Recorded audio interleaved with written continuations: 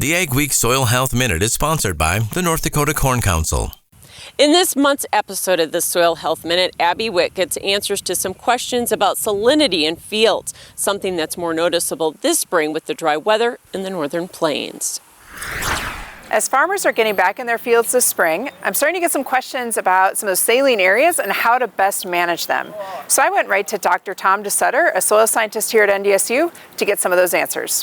One of the things that seems to be year after year is how do we manage salts?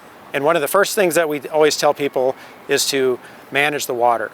If you understand how water moves in the soil, you can understand, is the first step of understanding how to manage salts. The second thing is to plant crops that are tolerant to those conditions.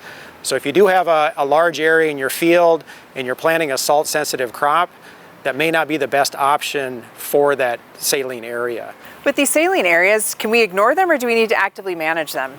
These areas should be managed because of the fact that, and the best way to do that is to keep a cover on them to keep evaporation down, because water will want to move to where it's the most dry.